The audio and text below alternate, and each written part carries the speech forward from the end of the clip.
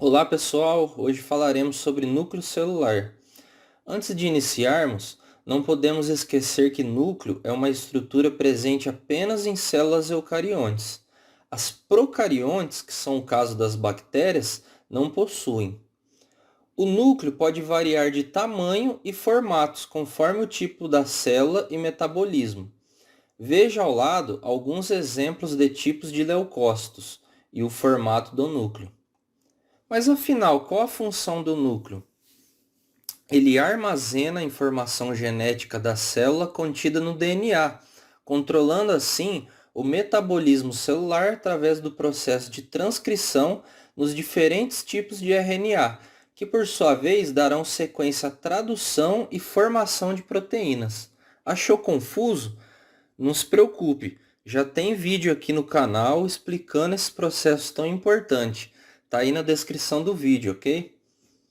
Antes de detalharmos a estrutura nuclear, é importante saber que essa morfologia é característica do período do ciclo celular chamado de intérfase, pois perceba que durante a divisão celular, a mitose, esta morfologia nuclear é desfeita para que se origine duas células idênticas. O núcleo possui o envoltório nuclear, que separa o conteúdo do núcleo do citoplasma. Veja que ele é constituído por uma dupla membrana, a externa e a interna, que acabam por formar uma cisterna.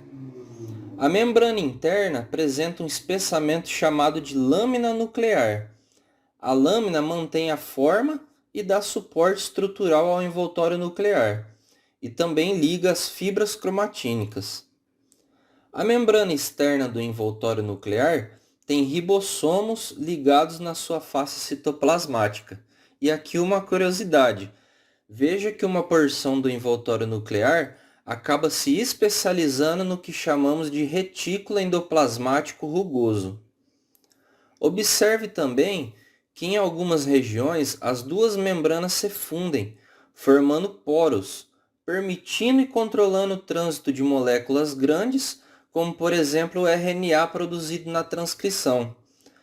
Vamos detalhar então um pouco mais essa estrutura, esta região dos poros. Os poros são constituídos por elementos proteicos. Entre esses estão dois anéis que têm um arranjo octagonal. O anel citoplasmático, que como o nome diz, faz comunicação com o lado do citoplasma, e o anel nuclear, se comunicando com a parte interna do núcleo. Essa disposição leva ao estabelecimento do canal central, que é em parte preenchido por outros filamentos proteicos que se emaranham no interior do canal e se projetam como raios. Ainda, 8 filamentos proteicos se projetam apenas do lado nuclear, semelhante a uma cesta de basquete. Todo esse complexo é ancorado na dupla membrana nos pontos em que elas estão fundidas, com o auxílio de mais proteínas. Todas essas proteínas do complexo de poro são coletivamente chamadas de nucleoporinas. Águas, íons e pequenas moléculas atravessam rapidamente o complexo do poro nos dois sentidos, de forma passiva. Já moléculas grandes, como proteínas e RNAs, passam através de transporte ativo, ou seja, com gasto de energia. Acompanhe o exemplo da saída do RNA. Para que ele saia, é necessário o acoplamento de um sinalizador indicando essa saída, a esportina. A energia necessária para esse transporte vem da molécula RAM-GTP, que ao realizar o movimento e com o auxílio da RAM-GAP, se quebra em RAM-GDP. Não detalharei o inverso, mas neste caso saiba que o sinalizador para a entrada da molécula é chamado de importina. Bom, pessoal, todo esse trânsito de moléculas acaba por manter corretamente o conteúdo interno do núcleo, o nucleoplasma. A primeira molécula que vem à mente é obviamente o DNA. Lembrando do processo de duplicação e transcrição do DNA, sabemos também que aqui dentro há RNAs de diferentes tamanhos e, claro, as moléculas que compõem estas macromoléculas citadas, como os nucleotídeos, íons e parte das proteínas presentes, que também são enzimas envolvidas nesses processos de duplicação e transcrição, como RNA polimerases, DNA polimerases, helicases, entre outras. Mas daremos um foco especial no DNA, pois no núcleo ele está associado a proteínas específicas, constituindo o que chamamos de cromatina. Mas por que o DNA se associa com proteínas? O DNA, como sabem, é composto de duas longas cadeias, fitas de polinucleotídeos complementares e antiparalelas que se associam por pontes de hidrogênio. Em humanos, essa dupla cadeia esticada de cada célula mede aproximadamente 2 metros. Portanto, para que ela seja compactada dentro do núcleo, acaba se associando a proteínas, dos quais chamamos de proteínas histonas. Dos 5 tipos principais de histonas, 4 formam essa espécie de cilindro achatado, composto por 2 moléculas de cada, por onde o DNA se associa como se fosse uma linha em um carretel. A esse conjunto damos o nome de nucleossomo. A cromatina ela é dinâmica. O que é isso?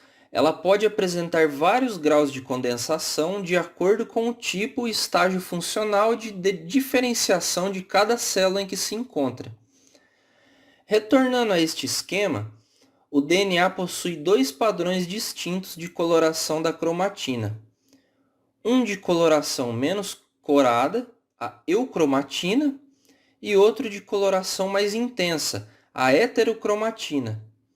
A eucromatina, o DNA está menos compactado, sendo 10% totalmente ativo e 90% um pouco mais compactado, podendo se tornar ativo conforme a necessidade. O que é ser ativo? É aqui com a eucromatina que o DNA e seus genes se expressam e ocorre a transcrição para depois ocorrer a tradução e formação das proteínas. Já a heterocromatina está altamente compactada, não é transcrita em RNA e permanece sempre inativa.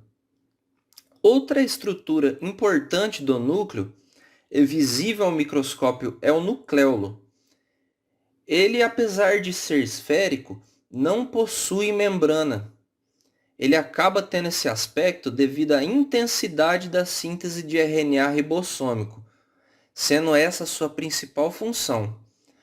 Portanto, encontramos no nucleolo grande quantidade de RNA ribossômico, proteínas, enzimas e uma pequena quantidade de DNA, correspondente aos genes que codificam esses RNAs ribossômicos. O processamento e montagem dos ribossomos é complexo. Então vamos ver aqui ao lado de forma resumida. Os RNA ribossômicos iniciais, antes de mais nada, sofrem clivagens, processo esse que eu já demonstrei lá no vídeo de transcrição aqui do canal.